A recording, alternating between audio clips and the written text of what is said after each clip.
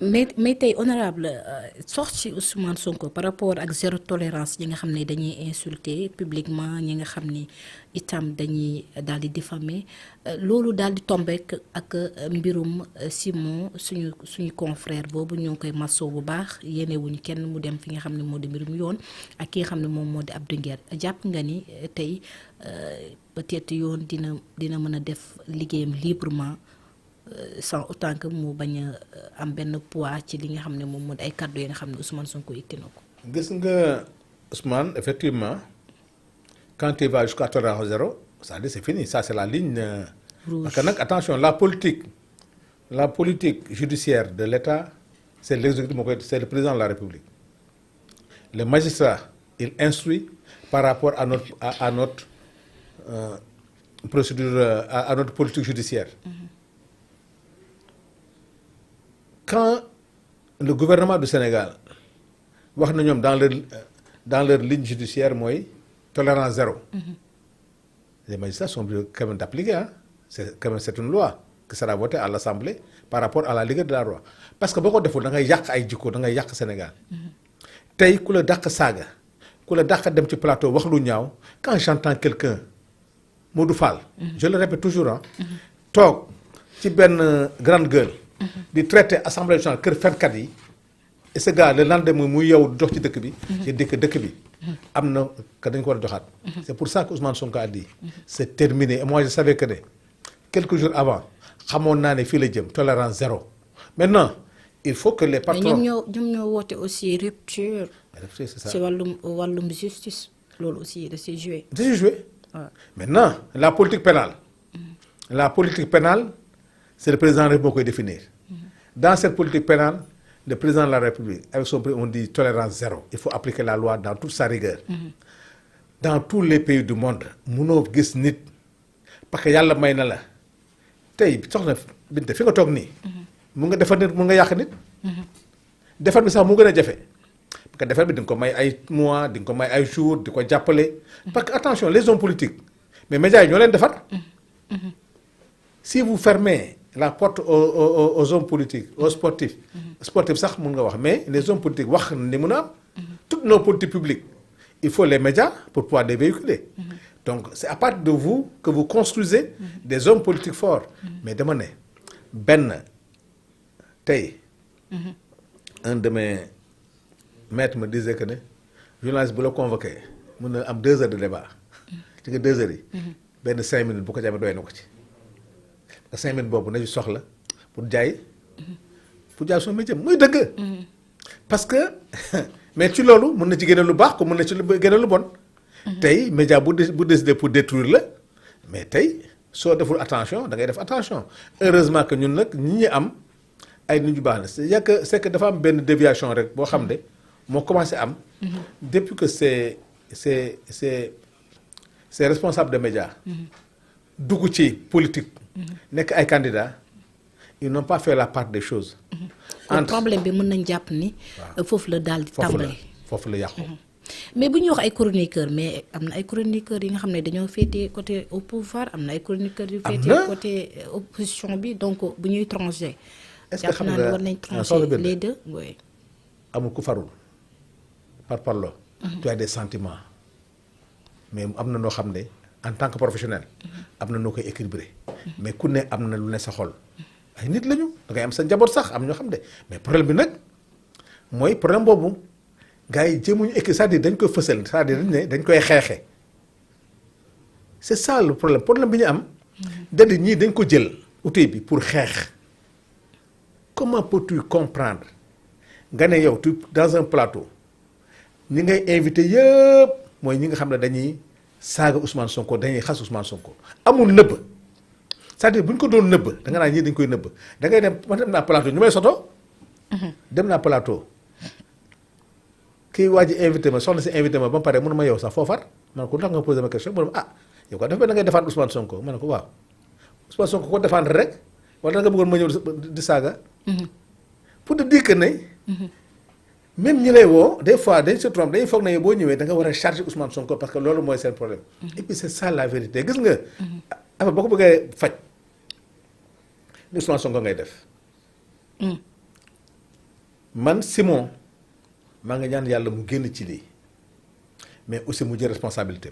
mais premier ministre Ousmane Sonko mi ngi wax ni saa su ne dañuy dégg ci yenn presse yi ñu ne dafa loxoom dafa dugg bu baax ci wàllum justice mais jamono ji jël na responsabilité am mais ça veut dire que moom ci boppam luñ koy jiñ dañ ko def mais loolu est-ce que aussi. mun naa la seedeel benn wax.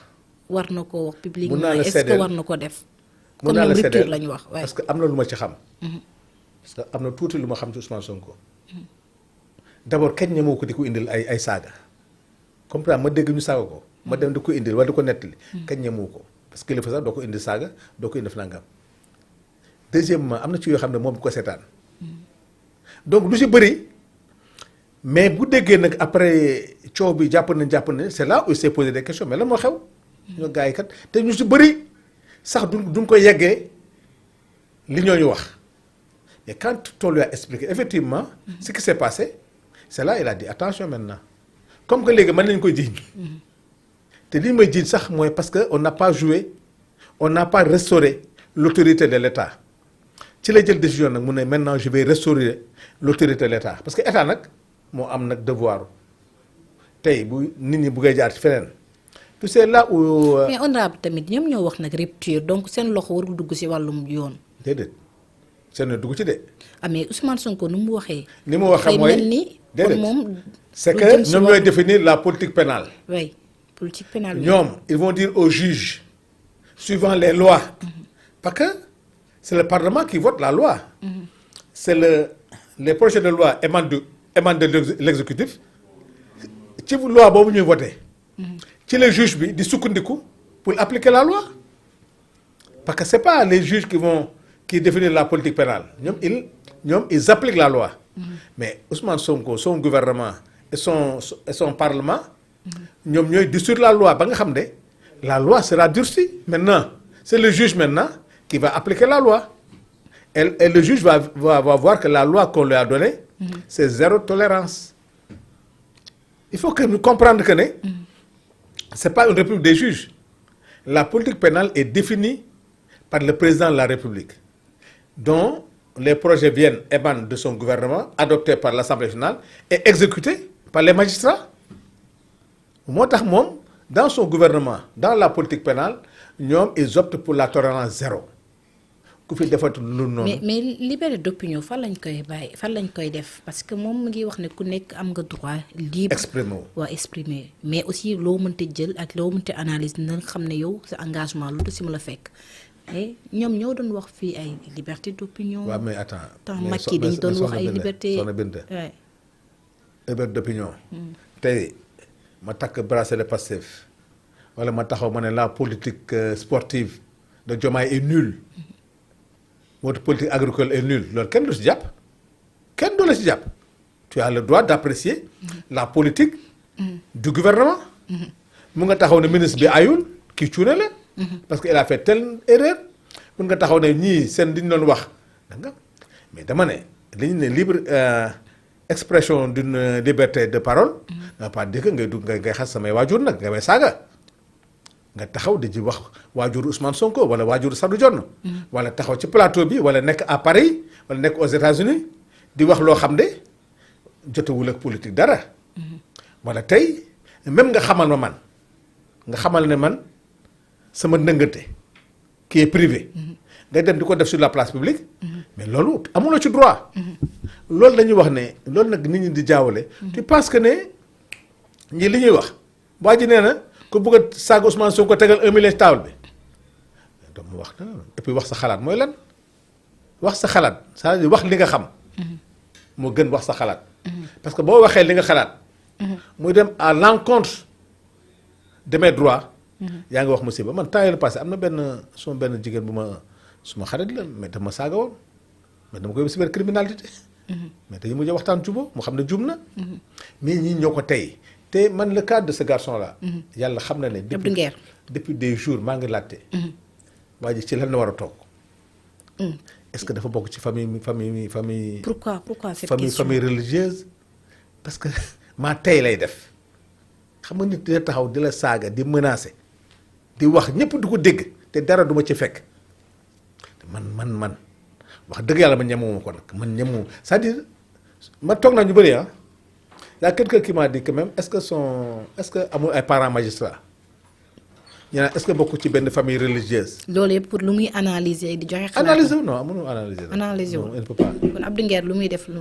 non xam nga ndax mënul analyser parce que dans aucun secteur d'activité de la vie amu ci xam-xam mën na joxe xalaatam nawet bi baaxul gerte gi def nangam wala leneen wala ci li nga xam ne xam na ko ñàkk am na lu mu li nga xam ne xam-xamam la.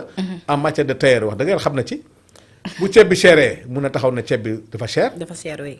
bu ñu defee luubal mun na lii luubal la bu dee am na ci lu leer. mais nag xasse waa ji dafay xasse. waa ji dafay wax di menacer. te nag li mu def tout dernièrement. def ko ci dese. le magistrat président conseil constitutionnel moom dafa yaakaar ne ay questions na posé. c'est des questions qu'on ne pose pas. xëy na loolu nag mooy. mais pourtant moom duggul si non non il n'a pas du tout dugg. dafa def ay comparaison baaxul loolu kenn ko def. tey boo demee mais est-ce que Thierno Dione du góor jigéen pourtant da ngaa posé question de. xam nga question nga posé. mais c'est une question qui n'a pas son sens. tey indi nga ci man loo xam de. c'est une question ce qu'on appelle une question parlante. pourquoi rek nga posé ma question boo xam ne. quand tu fais des simulations. deewu Moustapha Ba deewu trésorier deewu nangam wax yaa ngi indi approche boo xam ne yaa ngi commencé tuumaal.